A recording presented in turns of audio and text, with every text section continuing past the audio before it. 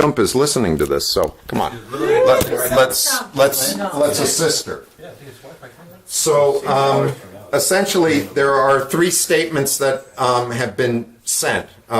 Basically, I'm not the wordsmith, but we have three very good wordsmiths out there, part of the Eglon community, and they have the following statements. I remember John Vornle with great affection, not least because of his love of old school and the many friends he had there that seemed to be part of his larger-than-life makeup. As it states in the wonderful piece that you sent through, you'll hear that piece. It's George Hartogensis' piece. It is hard to cope with the unanticipated interruption of a friendship one can too easily take for granted. He will leave a big hole. This is Richard McDonald. And his more formal statement is, it came as a terrible shock to hear the news about John, who I remember so fondly from our various meetings over the past 19 years. John so clearly enjoyed some wonderful lasting friendships and memories from his time at Eglon, and it is clear that his many friends in the Eglon community will miss him terribly. John was a wonderful exemplar of that very particular Eglon spirit. He was passionate, original, blessed with both a razor-sharp sense of values and an engaging sense of humor. He had an entrepreneurial spirit that ran parallel to a philanthropic vision of the world. The breadth and diversity of those who surround him reflects not just the variety of his friendships, but his openness to multiple perspectives. His lifelong interest in Eglon College was an indicator of how much he valued the distinctive experiences of his youth in the mountains of Switzerland and beyond. The Eglon family has lost a loyal and dear friend, but our pride and affection for him will not be extinguished. Louis Snyder then sent apologies to all. I'm not able to attend. However, I'm constantly thinking about John and praying for his family and strength. Faith Pershall said, I promised to think about it and get back to you, so here goes. Second form history, first class of the year. Mr. Stunt comes in and declares we will all have to sit in alphabetical order. So after much shuffling, I ended up with Arthur Purport on my left and John on my right. We were all new and all shy and confused by not being allowed to sit next to our mates. John managed to make me feel okay about it. I'm sure there was more chatter than Mr. Stunt would have liked, but in the end, there resulted a friendship that lasted 6 years. I was the fat, unpopular kid at school and got used to a fair amount of ridicule, but John never said an unkind word to me, which at the time meant a lot. We weren't best friends or even close, but we shared a mutual respect in a world that was a hard thing to come by. Sometime later, I remember what it was. It must have been a skiing long X. It was absolutely foul weather. We slogged up some mountain, and from the bottom all the way to the top, following the line of a cable car, which all seemed so stupid. Why not just take the cable car? We were all cold and tired. There was a great line of us, like a snake following each other up the mountain. John was in front of me all the way. He talked to me, encouraged me all the way. My skis moved in unison with his. First the right, then the left. I think that we may have done some singing just to keep the rhythm going and to relieve the monotony. But whatever mountain that was, it was John that got me up it. When I mentioned this to him some 30 years later, he laughed and said something like he was glad to have helped me. Then there's The Last Time by George Hartogensis. Lately, I've been musing on the fact that most of the time we are unaware that it's the last time we will ever be doing a certain activity, speaking to a good friend, hanging out at a favorite place, or holding a loved one in our arms. When we find out later that it was the last time, we wish we had said this or that. If only we had known. So do we treat every moment and interaction as if it were the last? That seems a little melodramatic to me. Who wants to hear, I love you and cherish every minute we have spent together, when see ya is enough? There must be some happy medium. Anyway, last time I spoke to John was August 29th when we Skyped.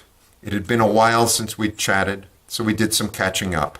Witty repartee, then some ribbing mixed with commiseration about how old we're getting.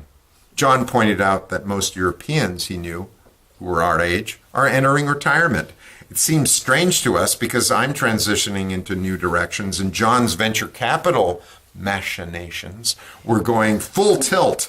We both agreed for us, retirement is a fuzzy blob off in the distance. John talked about his kids and how proud he was of them. We also talked about the 2016 Aiglon reunion that some are planning to hold. We both agreed we would like to see each other there, but we hoped it would be sooner. My son Jake stopped by the computer and talked to John a little, and John related well to 10-year-olds. Finally, I said goodbye and we went on about our day. No, I'll miss you. Oh, I cherished our time together. No, just a pleasant see ya. I met John in the fourth form in Aiglon. We were roommates my second term. John was a good student, self-assured, easygoing. He was always smiling. He did not belong to any cliques. He just seemed to like everyone. I don't remember him ever saying a disparaging word. I'm listening to the Beatles as I type this because John loved the Beatles. Beatles posters adorned the walls of our dorm room, and he wrote their lyrics in his notebooks. His favorite was a visual amalgam of several Beatles songs. Picture a horse flying a kite were superimposed on a plastic woman, etc. John could name every song represented in that poster, and he loved to challenge others to do the same. It's ironic that John would embrace a group that advocated love, peace, and liberalism, and then he became an uber capitalist.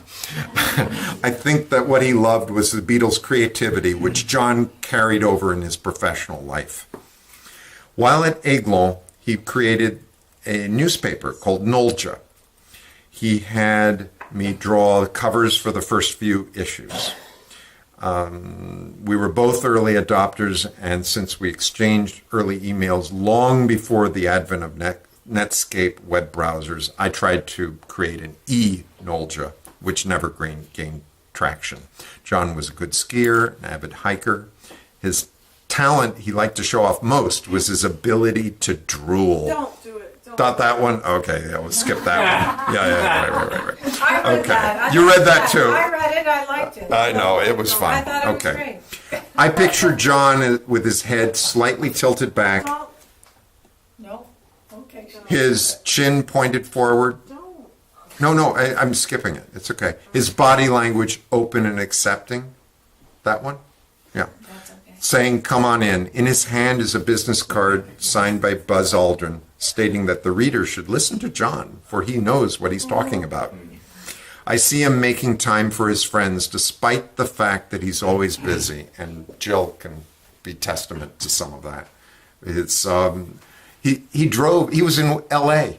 and he drove. He was in LA and drove the 2 hours to come up and see me in Santa Barbara, and Just for that, just for come dinner. see me. And he turned around and we Oh, left. yeah, he went Yeah, yeah. back. He just took me out to dinner, and we had a great time in a restaurant, and shared a great bottle of wine called Ravenswood, and he told me all about him getting an F in history because he knew the real reason why the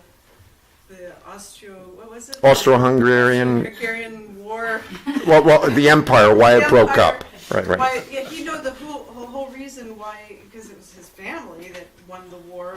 And anyway, he explained this on his history test, and because it wasn't in the books, he got a big F. Right. For telling the truth about what really happened. Right. So anyway, we had a wonderful evening, and then he drove back to LA the 2 hours. I know. What a night. Yeah. What a night. Yeah, just really super.